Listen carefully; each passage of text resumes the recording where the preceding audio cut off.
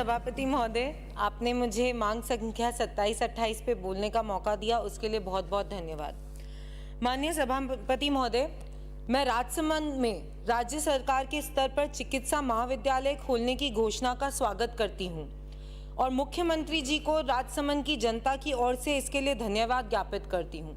स्वर्गीय किरण जी महेश्वरी ने पिछले 4 साल में बहुत बार ये बात प्रमुखता से यहाँ पर अलग अलग माध्यम से रखी थी जब वे जीवित थे, और आज ये मांग पूरी हुई है, तो इस बार का मैं बहुत बहुत धन्यवाद और आपको आभार व्यक्त करती हूँ। लेकिन साथ में एक चिंता ज़रूर है,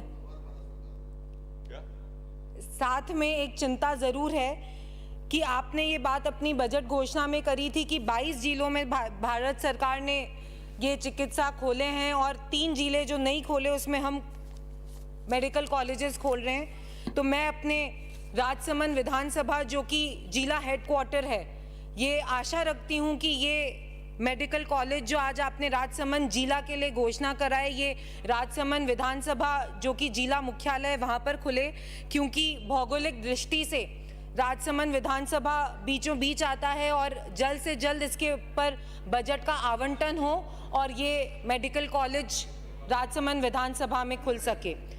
बजट के आवंटन में अभी तक भी कोई हमें क्लैरिटी नहीं मिली है कि कितनी बजट की घोषणा है। ये ज़रूर घोषणा की गई कि ये चिकित्सालय खुला, घोषणा जो है ये सिर्फ घोषणा ना रह जाए और आप ये 300 से 400 करोड़ का जो बजट है उसको जल्द से जल्द आवंटन करें और ये मेडिकल कॉलेज राजसमंद विधानसभा में जल्द से जल्द खुलवाए। लेकिन सभापति महोदय, इसके साथ मुझे 2-3 चीज़ अपने विधानसभा के बारे में और रखनी है। अभी जो जिला मुख्यालय पे हॉस्पिटल है, आरके हॉस्पिटल, वहाँ की स्थिति ये है सभापति महोदय कि महिलाओं को जब एक ऐसी परिस्थिति डिलीवरी के लिए जाना पड़ता है तो वहाँ पर डॉक्टर्स उनको मोटिवेट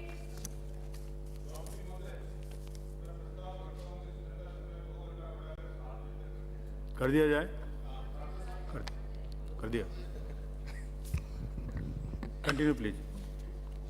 सभापति महोदय, मैं आपको आरके हॉस्पिटल की व्यवस्थाओं के बारे में अवगत कराना चाह रही थी, जो कि जिला मुख्यालय का अस्पताल है। वहाँ पे सुविधाओं के नाम पर आज कुछ भी नहीं है। गर्भवती महिला को अगर सोनोग्राफी कराने जाना पड़ता है तो वहाँ पे रेडियोलॉजिस्ट नहीं होता, स्पेशलिस्ट डॉक्टर्स नहीं होते। उसके बाद जब वो सोनोग्राफी बाहर कराती है, 1800 रुपये पेमेंट कर उस सोनोग्राफी को कराते हैं, तो जब तक रिपोर्ट्स आती है तब तक शाम हो जाती है और फिर डॉक्टर्स को प्राइवेटली उनको जाकर दिखाना पड़ता है।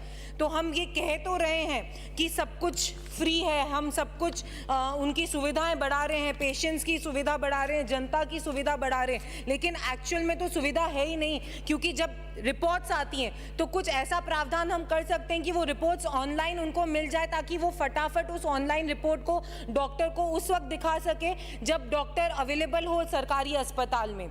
माननीय सभापति महोदय, वो सोनोग्राफी मशीन हमारे आरके हॉस्पिटल में हफ्ते में 2 दिन चलती है और 2 दिन भी 2-2, 3-3 घंटे के लिए, वो भी अगर हमने कुछ हल्ला कर दिया, कहीं आम सभा में कर दिया या सीएमएचओ को हम लोगों ने फ़ोन करके बोला, तो हमें खुश करने के लिए वो 2 घंटे चला देते हैं कि देखो उस दिन हमने चलाई थी। उसके अलावा वो सोनोग्राफी मशीन कभी चलती नहीं। उसके अलावा जब गर्भवती महिला को वहाँ पर अस्पताल में वो जाती है डिलीवरी के लिए, तो उसको ये बोला जाता है बार बार कि नहीं, आपको तो ऑपरेशन की ज़रूरत है, आप ऑपरेशन कराएं तभी बच्चा हो सकता है। कोई ना कोई चीज़ उसको बताई जाती है और ऑपरेशन के लिए प्रमोट करा जाता है ताकि वो पैसे दे, और बिना पैसे लिए ऑपरेशंस नहीं हो रहे। माननीय मंत्री महोदय, मैं आपसे ये कहना चाहूँगी कि आप एक बार सर्विलेंस टीम जो चुपचाप जाए, पेशेंट बनकर जाए और आप देखिए कि अस्पतालों की क्या हालत है। ये दुख इस बात का नहीं, आप इतनी घोषणाएं करें लेकिन जनता को सुविधा ज़रूर मिलनी चाहिए। प्रॉब्लम ये है कि जब जनता वहाँ पे अपनी सुविधा के लिए जाती है, आरके हॉस्पिटल एक बहुत बड़ा एग्जाम्पल है जो कि एक रेफरल हॉस्पिटल बन के रह गया है। माननीय सभापति महोदय, जिला मुख्यालय है, छोटे से गांव में कहीं भी कुछ भी होता है तो पेशेंट सीधा दौड़ के आरके अस्पताल राजसमंद जिला मुख्यालय पे जाता है और सीधी एक पर्ची बना दी जाती है कि आपको हम ये रेफर कर रहे हैं, आप उदयपुर जाइए, एमबी हॉस्पिटल जाइए, अनंता हॉस्पिटल जाइए, कोई भी प्राइवेट हॉस्पिटल जाइए, चिरंजीवी से आपके उपचार हो जाएंगे, लेकिन यहाँ पर हम उपचार नहीं कर सकते। अगर कोई ऑड आवर्स में चले जाए, कोई महिला, अब सभापति महोदय डिलीवरी का तो टाइम कोई फिक्स नहीं कर सकता पहले से, तो कोई भी टाइम पर, ये तो इमरजेंसी ऐसे केसेस होते हैं जो डॉक्टर को देखना ही पड़ता है। मैंने स्वयं कॉल कर कर डॉक्टर से निवेदन करा कि आप प्लीज इस महिला को देखिए, मुझे साफ मना कर दिया गया और मुझे उस पेशेंट को उदयपुर के एमबी हॉस्पिटल में ट्रांसफर करना पड़ा।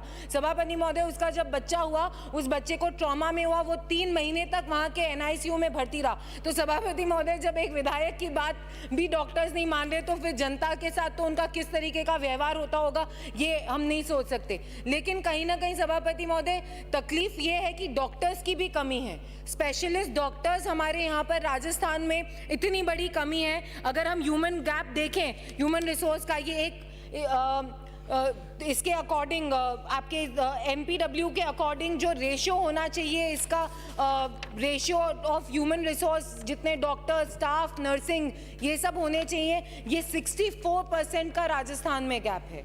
64% बहुत बड़ा नंबर होता है सभापति महोदय।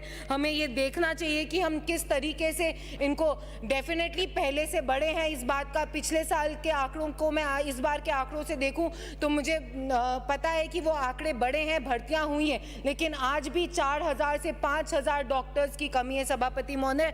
करीबन 1800 स्पेशलिस्ट डॉक्टर्स की राजस्थान में कमी है। तो इन कमियों को हम पूरा करेंगे तो कहीं ना कहीं सुविधा दे पाएंगे। सभापति महोदय, चिरंजीवी की बहुत बड़ी बातें हुई कि चिरंजीवी योजना के तहत हम इतनी सुविधाएं दे रहे हैं, फ्री में हो रहे हैं। सभापति महोदय, ये एग्जाम्पल्स जो मैं अभी आपके सामने पेश करना चाह रही हूँ, ये मैंने स्वयं ने वहाँ पर फ़ोन करके, जो हमारे सामने आते हैं कि भैया हमारा चिरंजीवी का नहीं हो रहा है, मैम आप बोलेंगे तो हमें वो चिरंजीवी के अंदर एनरोल कर देंगे। सभापति महोदय, एक उदयपुर की पार्षद है और उन्हीं के परिवार की एक सदस्य चिरंजीवी के उसमें एक प्राइवेट हॉस्पिटल में एडमिट थी। 30 दिन तक सभापति महोदय उनको परमिशन नहीं मिली, आरजीएचएस आपके ऑनलाइन पोर्टल से उनकी स्वीकृति नहीं आई एक स्टंट लगने के लिए। अगर 30 दिन में हार्ट अटैक रिपीट हो जाता तो वो पेशेंट नहीं बचता, लेकिन ऑनलाइन पोर्टल की स्थिति ये है कि परमिशंस नहीं आ रही है, उनको जो सुविधा मिलनी चाहिए वो सुविधाएं नहीं मिल पा रही है। बाईपास और ये तो आप इंक्लूड नहीं करते। ये लोग जब जाते हैं तो इन लोगों को अलग अलग उसमें भ्रमित करके कि हम एंजियोग्राफी करेंगे पर एंजियोप्लास्ट नहीं करेंगे, एंजियोप्लास्ट करेंगे पर एंजियोग्राफी नहीं करेंगे, ये अभी हमारे पास डॉक्टर नहीं, तो कुछ ना कुछ बोलकर बार बार हम इनको। सभापति महोदय, अभी तो 8 मिनट भी नहीं हुए हैं, 10 मिनट मुझे बोला गया, थोड़ा सा आप कोऑपरेट करें अपने विषय। 2 मिनट में समाप्त करिए। सभापति महोदय, अभी तक तो मांग ही नहीं रखी है। सभापति महोदय, मैं राजसमंद विधानसभा के लिए मांग रखना चाहती हूँ कि सीएचसी और पीएचसी और सब सेंटर्स खोले जाएं, स्पेशली पुठोल, राजावास, खटामला, जूंदा, चोकड़ी, इसमें पीएचसी की मैं मांग रखती हूँ। मेडिकल कॉलेज राजसमंद में खोला जाए। नर्सिंग कॉलेज की बहुत ज़्यादा ज़रूरत है, ये राजसमंद में खोला जाए सभापति महोदय। होम्योपैथिक क्लिनिक्स राजसमंद में खोली जाए। 50 बेडेड हॉस्पिटल की मैं मांग रखती हूँ कि वो सीएचसी जहाँ भी है वहाँ पर होम्योपैथिक क्लिनिक्स भी खोली जाए ताकि लोगों को और सुविधा मिल सके। सभापति महोदय, आयुर्वेदिक डॉक्टर्स के भी हाल बहुत बुरे हैं, उसमें भी ज़रूर से ज़रूर आप जल्द से जल्द और लोगों को लें, क्योंकि गांव के लोगों का बहुत बड़ा भरोसा और विश्वास आयुर्वेदिक डॉक्टर्स पर होता है। अगर वो डॉक्टर्स भी रहें तो कहीं ना कहीं एलोपैथिक डॉक्टर्स को सुविधा मिलेगी। सभापति महोदय, एक आंकड़ा मैं आपके सामने रखकर अपनी बात फिनिश करूंगी, ज़्यादा समय नहीं लूँगी, अपने समय में ही बात करूँगी। करीबन 6000 लोगों पर सिर्फ एक डॉक्टर है राजस्थान में, 250 लोगों पर एक नर्सिंग स्टाफ है, 33,000 लोगों पर एक मेडिकल इंफ्रास्ट्रक्चर है, यानी या तो पीएचसी है या सब सेंटर है या सीएचसी है या हॉस्पिटल है, और 700 लोगों पर एक बेड है। जब ये स्थिति अगर राजस्थान की है तो हम कोई भी मेडिकल फैसिलिटी को किस तरीके से बोल सकते हैं कि हम बहुत अच्छे हैं। हमें बहुत कुछ काम करना पड़ेगा ताकि जनता को ये सुविधा मिल सके। सभापति महोदय, अंत में मैं अपनी बात यही कहकर अंत करूंगी, इन हालातों को देखकर ये तय करना मुश्किल है कि मरीज ज़्यादा बीमार है या चिकित्सा व्यवस्था ज़्यादा बीमार है। धन्यवाद सभापति महोदय। श्री गिरिराज सिंह।